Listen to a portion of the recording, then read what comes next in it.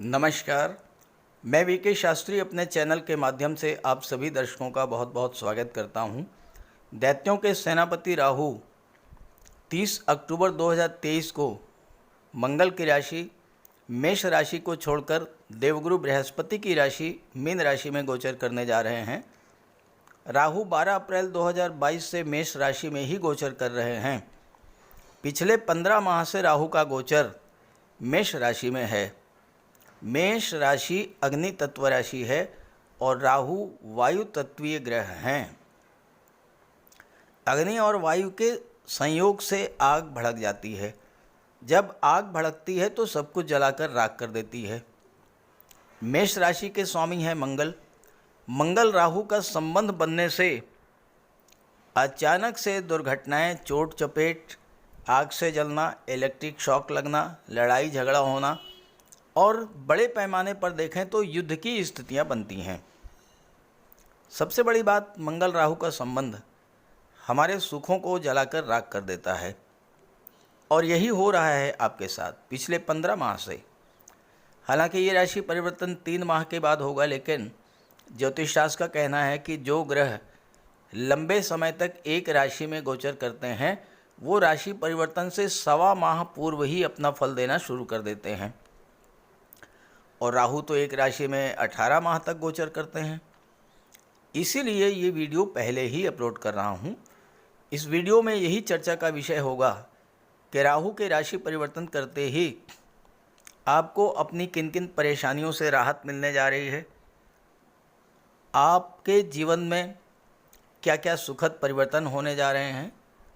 लेकिन उससे पहले हम ये समझेंगे कि राहु क्या है, राहु का प्रभाव क्या होता है और कैसे समझेंगे कि राहु हमारे जीवन में अशुभ फल दे रहे हैं। तो कन्या राशि के जातकों के जीवन पर राहु के राशि परिवर्तन का क्या प्रभाव पड़ेगा, इसी का विश्लेषण करेंगे इस वीडियो में। ये विश्लेषण आपकी चंद्र राशि के आधार पर किया जा रहा है और वीडियो के अंत में मैं आपको राहु के उपाय भी बताऊंगा।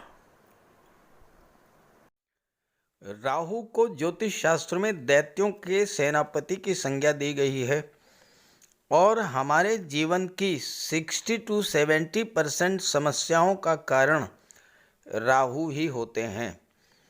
लेकिन आज के समय में राहु ही हमें वो सब कुछ दे सकते हैं जो हम पाना चाहते हैं, क्योंकि कलयुग के किंग हैं राहु।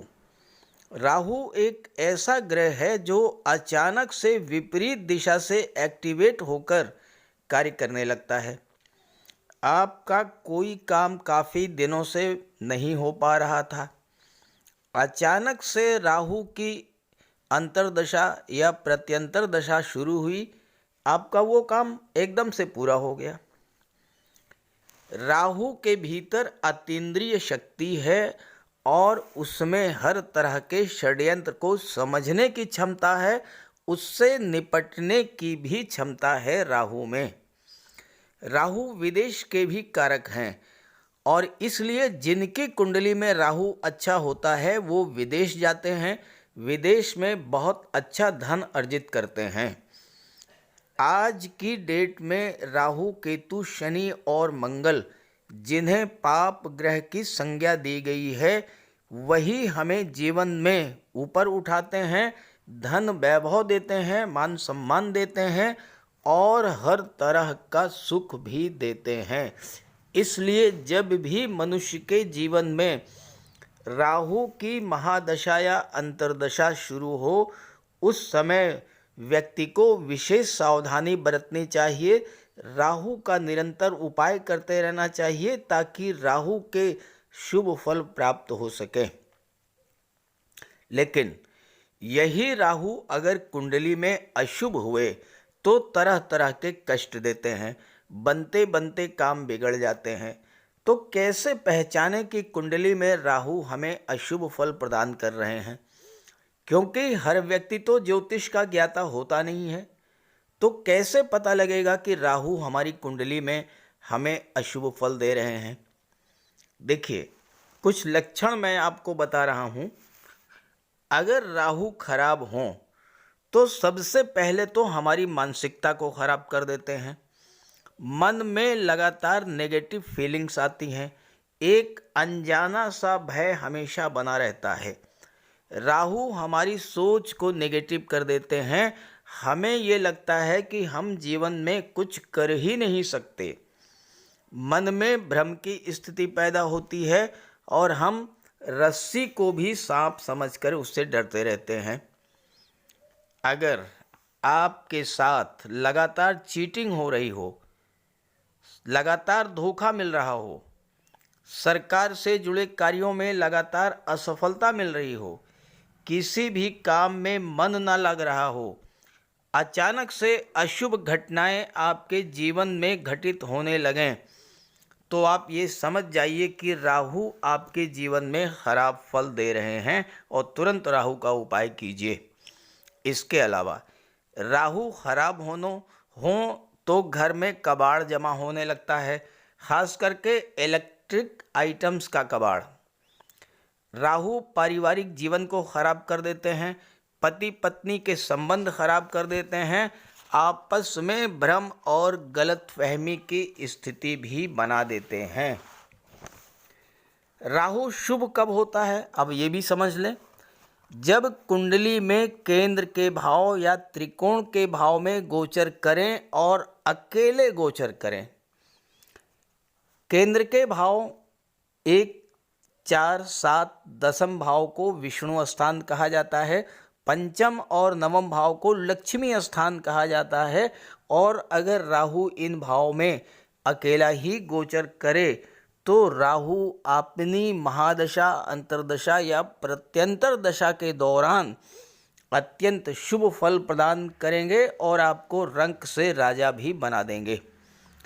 लेकिन ध्यान दीजिएगा कि अगर राहु के साथ त्रिषडाय भाव के स्वामियों की युति बन जाए, यानी राहु के साथ तीसरे भाव, छठे भाव या 11वें भाव के स्वामी आकर के बैठ जाएं, तो ये जिस भाव में गोचर कर रहे हैं उस भाव के अशुभ फल आपको प्राप्त होंगे।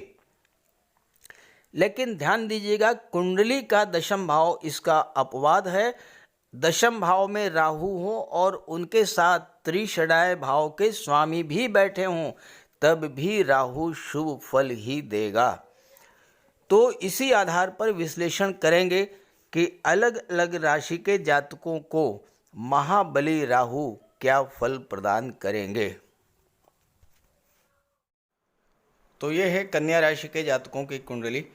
कन्या राशि ग्रहों के युवराज बुध की उच्च की राशि है और बुध के प्रभाव से कन्या राशि के जातक अत्यंत बुद्धिमान होते हैं, वाक्पटु होते हैं और व्यापार के क्षेत्र में, मैनेजमेंट के क्षेत्र में या आईटी सेक्टर में बहुत अच्छी सफलता अर्जित करते हैं। लेकिन राहु के पिछले 15 माह के गोचर के कारण कन्या राशि के जातकों को वो सफलता नहीं मिल पाई होगी जो उनको मिलनी चाहिए थी। राहु का गोचर पिछले 15 माह से कुंडली के अष्टम भाव में था, कुंडली का 8वां भाव, जो कि सबसे खराब भाव माना जाता है। 8वां भाव कष्टों का, दुखों का, पीड़ाओं का, आकस्मिक घटनाओं का, दुर्घटनाओं का होता है। अष्टम भाव बाधाओं का होता है, रुकावटों का होता है। अष्टम भाव परिवर्तन का होता है। और यहाँ पर राहु जैसे ग्रह का गोचर अष्टम भाव के प्रभावों को लेकर के बहुत ही ज़्यादा नेगेटिव रहा होगा। राहु ने आपके कष्टों को और भी अधिक बढ़ा दिया होगा। हो सकता है इस गोचर काल में आपको कोई चोट चपेट या एक्सीडेंट की घटना घटित हुई हो आपके साथ, कोई ऑपरेशन, कोई सर्जरी भी हो सकती है आपकी हुई हो। अष्टम भाव इनहेरिटेंस को शो करता है। पैतृक संपत्ति को लेकर कोई विवाद उठ खड़ा हुआ होगा। अष्टम भाव गुप्त धन का होता है। आपका पैसा जो आपको मिलना चाहिए था वो नहीं मिल पाया होगा। आपका पैसा गवर्नमेंट के पास फंस गया होगा। किसी को आपने उधार दिया, वो पैसा नहीं मिला होगा। आपके फंड, ग्रेच्युटी, इंश्योरेंस का पैसा या तो मिला ही नहीं होगा और अगर मिला होगा तो बहुत अधिक संघर्ष के बाद मिला होगा। अष्टम भाव बाधाओं का होता है, रुकावटों का होता है। कार्य क्षेत्र में तरह तरह की बाधाएं आई होंगी। राहु के कारण आपके मन में एक अनजाना भय, तनाव, डिप्रेशन की स्थिति बनी होगी। हो सकता है कि डर के मारे आपने कोई काम शुरू ही ना किया हो। राहु ने यहाँ पर गोचर करते हुए आपके विदेश जाने के मार्ग को पूरी तरह से अवरुद्ध कर दिया होगा।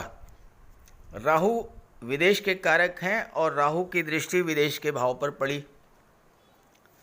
आपके मन में बहुत दिनों से विदेश जाने की इच्छा थी, लेकिन आपकी वो इच्छा पूरी नहीं हो पाई होगी। 12वां भाव खर्चों का होता है। राहु विस्तार के कारक होते हैं। राहु एक्सट्रीम को शो करते हैं। खर्चे आपके बहुत ज़्यादा बढ़ गए होंगे, मोर देन लिमिट, और हालात ये बने होंगे कि आपको कर्ज लेना पड़ा होगा। बहुत से लोगों को अपनी प्रॉपर्टी तक बेचनी पड़ी होगी। इतना अधिक आप कर्ज के बोझ तले, खर्चों के बोझ के तले दब गए होंगे। और ये खर्चे हुए कहाँ पर होंगे? 12वां भाव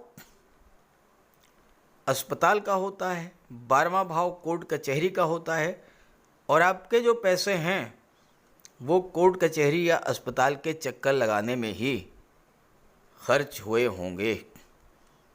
12वां भाव धर्म अध्यात्म का है, जबकि राहु भौतिकता के कारक होते हैं। तो राहु के प्रभाव से धीरे धीरे आपकी रुचि धर्म अध्यात्म की ओर हटने लगी होगी। ईश्वर में आपकी आस्था कम हुई होगी, क्योंकि राहु ने आपको इतना अधिक पीड़ित कर दिया होगा कि स्वतः आपको ये लगने लगा होगा कि अब कुछ नहीं हो सकता, कोई कुछ नहीं कर सकता है, और आप आध्यात्मिकता की ओर से बहुत दूर हट गए होंगे। यहाँ पर गोचर करते हुए राहु की दृष्टि आपकी कुंडली के दूसरे भाव धन के भाव पर पड़ी, और राहु ने पिछले 15 माह से आपको एक एक पैसे के लिए तरसा दिया होगा। आप एक एक पैसे के लिए परेशान हो रहे होंगे। धन से संबंधित जो भी चीज़ें हैं सबको खराब किया होगा राहु ने। बैंक बैलेंस आपका धीरे धीरे घटता चला गया होगा, और हालात आपको कर्ज के दलदल में ढकेलने लगी होगी। आपकी आय में कमी आई होगी। धन प्राप्ति को लेकर जो भी कार्य आपने किए होंगे वो फलीभूत नहीं हुए होंगे, और आप फाइनेंशियल क्राइसिस की स्थिति से गुजरे होंगे। हो सकता है शेयर मार्केट में आपने कोई निवेश किया हो, वहाँ भी आपको नुकसान हुआ होगा। इंश्योरेंस का पैसा कोई था वो नहीं मिला होगा। दूसरा भाव परिवार का होता है। परिवार का जो सहयोग आपको मिलना चाहिए था वो नहीं मिला होगा। इसके विपरीत आपसे संबंध खराब हुए होंगे, क्योंकि राहु भ्रम पैदा करते हैं। परिवार के लोगों से जो सम्मान आपको मिलता था वो नहीं मिला होगा।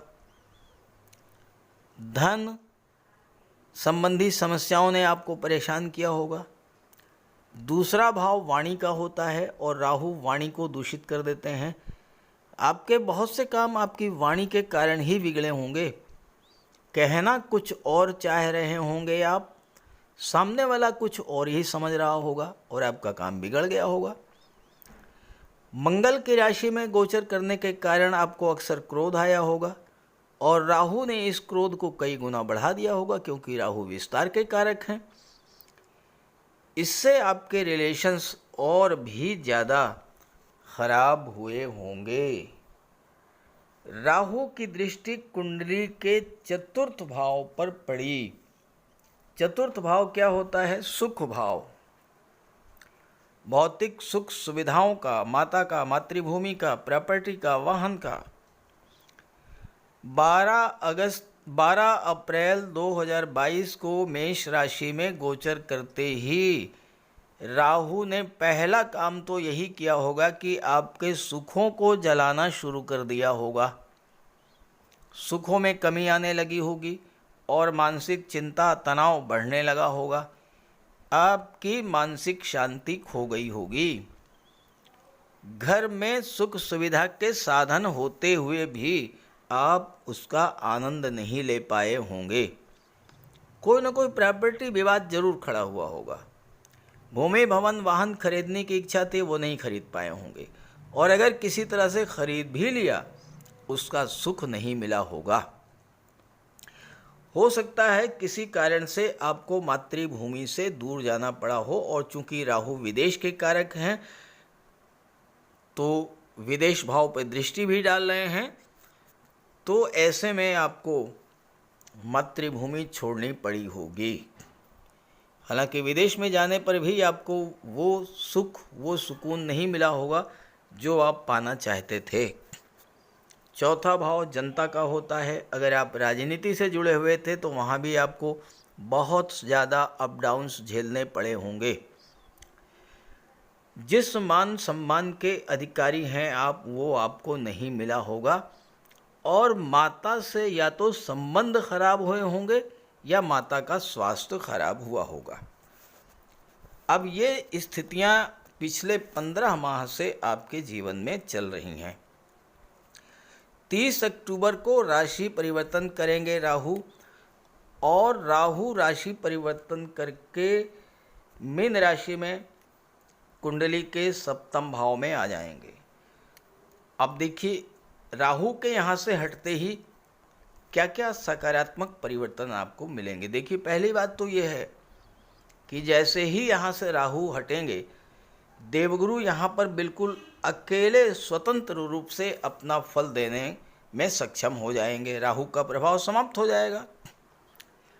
तो अष्टम भाव से जो नकारात्मक फल आपको मिल रहे थे वो समाप्त होंगे। राहु अष्टम भाव में ईश्वरी कृपा बरसाते हैं, दैवी सपोर्ट आपको दिला देते हैं। तो आपके जीवन में राहु के गोचर के कारण जो जो समस्याएं आई थीं, वो सारी समस्याएं जो है वो अब समाप्त होंगी। पैतृक संपत्ति का विवाद सुलझेगा। आपका पैसा कहीं फंसा हुआ था, वो पैसा आपको मिल जाएगा। आप विदेश जाना चाहते थे तो विदेश जाने की आपकी इच्छा पूरी होगी। विदेश में आप सेटल नहीं हो पा रहे थे तो विदेश में आप सेटल भी हो पाएंगे। और सबसे बड़ी बात, जो आपके फालतू के खर्चे बढ़े हुए थे वो खर्चे भी कम होंगे, क्योंकि आपके स्वास्थ्य में भी सुधार आएगा, और गुरु के प्रभाव से और ईश्वर की कृपा से आपका कोई कोर्ट कचहरी का मैटर था वो भी समाप्त हो जाएगा। धन भाव पर राहु की दृष्टि के कारण जो समस्याएं उत्पन्न हुई थीं वो भी धीरे धीरे समाप्त होने लगेंगी। धन की प्राप्ति हो जाएगी। बैंक बैलेंस आपका बढ़ना शुरू हो जाएगा। परिवार के लोगों से आपके रिलेशंस बहुत अच्छे हो जाएंगे, और वाणी के प्रभाव से ही अब आप धन भी अर्जित करेंगे। और ऐसे ही सुख भाव से जो नेगेटिव फल आपको मिल रहे थे वो समाप्त होगा। माता का स्वास्थ्य अच्छा हो जाएगा। भूमि भवन प्रॉपर्टी आप क्रय कर पाएंगे। मानसिक शांति प्राप्ति होगी। सुख सुविधा के जिन साधनों का आप आनंद नहीं ले पा रहे थे, अब उनका आनंद आप ले पाएंगे। ये तो मैंने चर्चा की 30 अक्टूबर को राहु के राशि परिवर्तन करते ही क्या क्या सकारात्मक परिवर्तन आपके जीवन में आने वाले हैं। हालांकि से एकदम से कोई परिवर्तन नहीं होगा, समय लगेगा, लेकिन बदलाव आएगा। अब राहु मीन राशि में गोचर करेंगे 30 अक्टूबर को। तो राहु के मीन राशि में गोचर का क्या प्रभाव अगले 18 माह में होगा, इस पर इस वीडियो में चर्चा नहीं हो सकती है। इस बिंदु पर अगर आप जानना चाहते हैं तो कमेंट कीजिएगा। अगले वीडियो में इस पर चर्चा करेंगे, क्योंकि ये वीडियो बहुत बड़ा हो जाएगा। अब चर्चा करते हैं राहु के उपायों पर। राहु का कोई अशुभ प्रभाव आप पर न पड़े, इसलिए राहु का उपाय जरूर करें। राहु का सबसे बढ़िया उपाय है मोर पंख। देखिए, राहु को सर्प का स्वरूप माना गया है और मोर सर्प को खा जाता है। तो जहाँ पर मोर पंख रहता है वहाँ पर राहु का प्रवेश नहीं होता है। अपने घर के मेन डोर पर, बेडरूम में, ड्राइंग रूम में, स्टडी रूम में एक एक मोर पंख लगा दें। एक मोर पंख अपने तकिए के नीचे रखें। जहाँ पर आप कार्य करते हैं ऑफिस में, वहाँ भी मोर पंख आप रखें। और अपने बैग में एक मोर पंख ज़रूर रखें और एक सुरमे की डिबिया, ये 2 चीज़ें अपने बैग में हमेशा रखें। और एक छोटी सी चांदी की गोली अपनी जेब में रखें। इससे राहु और बुध दोनों का उपाय हो जाता है। काले कुत्ते को भोजन दें, काली गाय की सेवा करें। इससे राहु, केतु और शनि तीनों ही प्रसन्न होते हैं। कुष्ठ आश्रम में जाकर के या दिव्यांगों को भोजन का दान दें। और एक नारियल शनिवार के दिन अंधेरा होने पर अपने सिर के एंटी क्लॉकवाइज 7 बार घुमा करके नदी में बहा दें। दुर्गा माता का आशीर्वाद प्राप्त करें। दुर्गा चालीसा का पाठ करें। सोमवार के दिन शिवलिंग पर अभिषेक करें। सफ़ेद चंदन का टीका लगाएं और एक सफ़ेद चंदन का टुकड़ा अपने पास रखें। घर में कपूर की धूनी दें। ये छोटे छोटे से उपाय हैं। अगर आप इन उपायों को करते हैं तो निश्चित रूप से राहु के सभी शुभ फल आपको प्राप्त होंगे। तो उपाय ज़रूर कीजिएगा, लाभ मिलेगा। और जब लाभ हो तो कमेंट करके बताइएगा और ये वीडियो अपने साथियों को, अपने मित्रों को भी शेयर कर दीजिएगा। नमस्कार।